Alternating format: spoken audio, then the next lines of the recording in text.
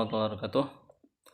Gimana kabar ikhwah semua? Insyaallah pada kesempatan kali ini kita akan membahas kitab At-Tibyan fi Adab Hamalatil Quran.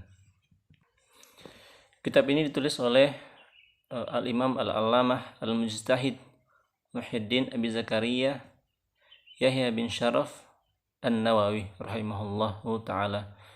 Beliau lahir pada tahun 631 Hijriyah dan wafat pada tahun 676 Hijriyah bulan Rajab. Kalau dalam kalender Masehi, beliau tuh lahir pada bulan Oktober 1233 Masehi di Suriah dan beliau meninggal pada tahun 1277 pada tanggal 21 Desember. Beliau bermazhab Asy-Syafi'i, salah seorang ulama yang al-amilin, yang mempunyai ilmu dan juga dia mengamalkan ilmunya, dan juga ulama yang ar-rasikhin, ialah ulama yang mempunyai ilmu yang sangat dalam, wa awliyaullahi al-arifin, dan juga Imam Syafi'i ini dianggap sebagai aulia Allah yang al-arif, az-zuhad, dan ulama yang rendah hati dan juga tidak terpana dengan dunia. Sebagaimana disebutkan bahwa beliau itu tidak mau memakan buah-buahan yang ada di kota Dimas karena dia menganggap bahwa buah-buahan yang ada di sana itu terhitung sebagai syubhat atau kehalalannya itu masih dipertanyakan. Karena itu beliau tidak mau memakan buah-buahan yang ada di kota Dimas. Jadi sampai begitu beliau menjaga agar makanan yang masuk di mulutnya itu ialah makanan yang halal.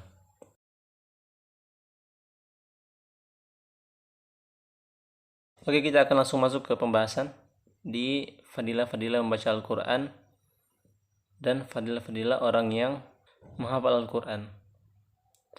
Allah Subhanahu wa ta'ala berfirman, Innal ladzina yatluna kitaballahi wa aqamus shalah wa anfaqu mimma razaqnahum sirran wa alaniyah yarjuna tijaratan lan tabur liyuwaffihum ujurahum wa yazidahum min fadlih innahu ghafurun syakur. Yang artinya, sesungguhnya orang-orang yang selalu membaca kitab Allah dan mendirikan salat dan menafkahkan sebagian dari rizki yang kami anugerahkan kepada mereka dengan diam-diam dan terang-terangan, mereka itu mengharapkan perniagaan yang tidak akan merugi, agar Allah menyempurnakan pahalanya kepada mereka dan menambah karunia-Nya. Sesungguhnya Allah Maha Pengampun, Maha Mensyukuri. Kemudian hadis yang diriwayatkan oleh Utsman bin Affan, dia berkata bahwa Rasulullah SAW bersabda, khairukum man ta'allamal Qur'an wa 'allamahu. Sebaik-baik kalian ialah orang yang belajar Al-Qur'an dan mengajarkannya. Hadis riwayat Imam Abu Abdullah Muhammad bin Ismail bin Ibrahim Al-Bukhari. Kemudian hadis yang diriwayatkan oleh Aisyah radhiyallahu anha, dia berkata bahwa Rasulullah SAW bersabda, alladzi yaqra'ul Qur'an wa huwa mahirun bihi ma'a safaratil qiramil bararah walladzi yaqra'ul Qur'ana wa yatata'ta'u fihi wa huwa 'alaihi syaqqun lahu ajran. Muttafaqun alaih. Artinya, dari Ummul Mukminin Aisyah radhiyallahu anha berkata, Rasulullah SAW bersabda, orang yang membaca Al-Quran dan ia mahir membacanya akan bersama malaikat yang mulia dan baik-baik. Sedangkan orang yang membaca Al-Quran namun masih terbata-bata, maka ia akan memperoleh 2 pahala. Hadis riwayat Bukhari dan Muslim. Kemudian hadis yang diriwayatkan oleh Abi Musa al-Asy'ari radhiyallahu anhu, dia berkata bahwa Rasulullah SAW bersabda, masalul mu'min alladzi yaqra'ul Qur'ana masalul utrujah rihuha thayyibun wa ta'muha thayyibun wa mathalul mu'min alladzi la yaqra'ul Qur'ana mathalul at-tamrah la riha laha ولا طعمها حلو ومثل المنافق الذي يقرأ القرآن مثل الريحانة ريحها طيب وطعمها مر ومثل المنافق الذي لا يقرأ القرآن كمثل الحنظلة ليس لها ريح وطعمها مر رواه البخاري wa Muslim. Abu Musa al-Asy'ari berkata bahwa Rasulullah SAW bersabda, perumpamaan seorang mukmin yang suka membaca Al-Quran seperti buah utrujah, baunya harum dan rasanya enak. Perumpamaan seorang mukmin yang tidak suka membaca Al-Quran seperti buah kurma, tidak berbau namun rasanya manis. Perumpamaan seorang munafik yang suka membaca Al-Quran seperti buah raihanah, baunya harum tapi rasanya pahit. Dan perumpamaan seorang munafik yang tidak suka membaca Al-Quran seperti buah hanzalah, tidak berbau dan rasanya pahit. Dan hadis yang diriwayatkan oleh Umar bin Khattab radhiyallahu anhu bahwa Nabi SAW bersabda, Inna Allah Ta'ala yarfa'u bihadzal kitabi aqwaman wa yadha'u biha akharin. Hadis riwayat Muslim.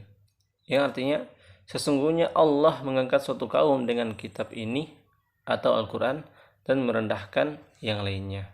Kemudian hadis yang diriwayatkan oleh Abi Umamah Al-Bahili radhiyallahu anhu bahwa Rasulullah SAW bersabda, Iqra'ul Qur'an fa innahu ya'ti yaumal qiyamah syafi'an li ashabihi.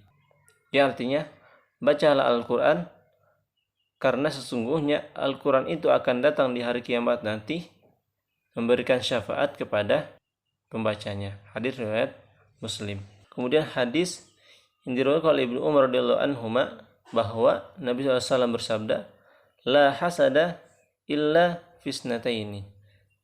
Tidak boleh orang hasad kecuali di dua perkara saja. Rajulun atahullahul Qur'an fahuwa yakumu bihi ana al-lail wa ana an-nahar.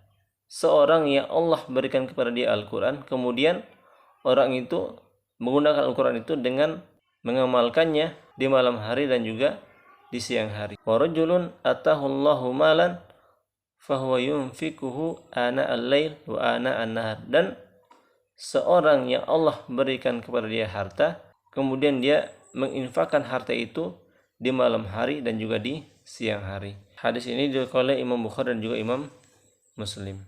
Dan juga hadis yang diriwayatkan oleh Abdullah bin Mas'ud radhiyallahu anhu bahwa Rasulullah SAW bersabda, La hasada illa fisnataini rajulun atahullahu malan fasallatahu ala halakatihi fil haqqi wa rajulun atahullahu hikmah fahuwa yaqdi biha wa yu'allimuha. Dari Ibnu Mas'ud radhiyallahu anhu bahwa Rasulullah SAW bersabda, tidak boleh orang hasad kecuali di dua perkara saja. Yang pertama, salah seorang yang Allah berikan dia harta, kemudian dia menghabiskan harta itu di kebenaran. Dan salah seorang yang Allah berikan dia hikmah, kemudian dia mengamalkan hikmah itu. Hadis yang diriwayatkan oleh Abdullah bin Mas'ud radhiyallahu anhu bahwa Rasulullah SAW bersabda, Man qara'a harfan min kitabillahi falahu hasanatun. Wal hasanatu bi asyri amsalihha. La aqulu alif lam mim harfun bal alifun harfun wa lamu harfun wa mimun harfun. Rawahu Abu Musa At-Tirmizi. Yang artinya dari Abdullah bin Mas'ud radhiyallahu anhu bahwa Rasulullah SAW bersabda, barang siapa membaca satu huruf dari kitabullah atau Al-Quran, maka baginya satu pahala kebaikan, dan satu pahala kebaikan akan dilipat gandakan menjadi 10 kali lipat.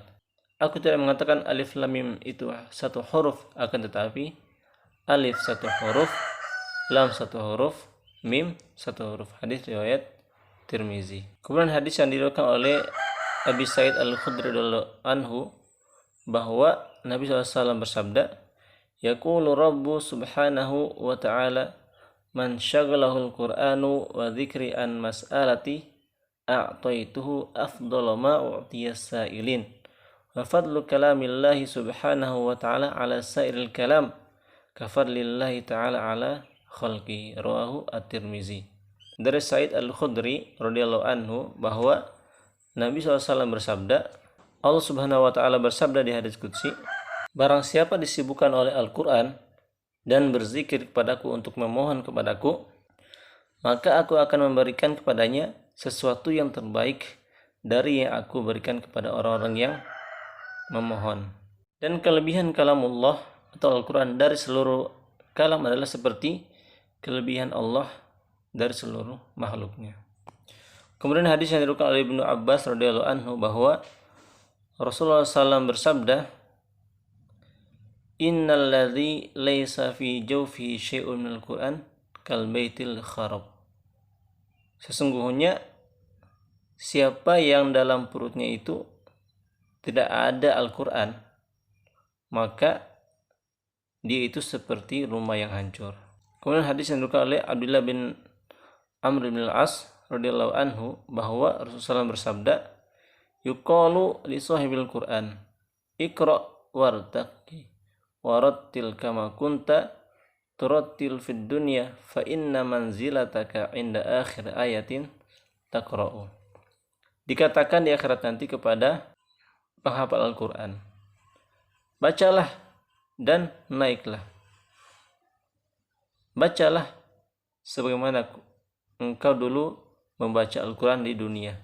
Sesungguhnya tempatmu di surga itu di akhir ayat yang engkau baca.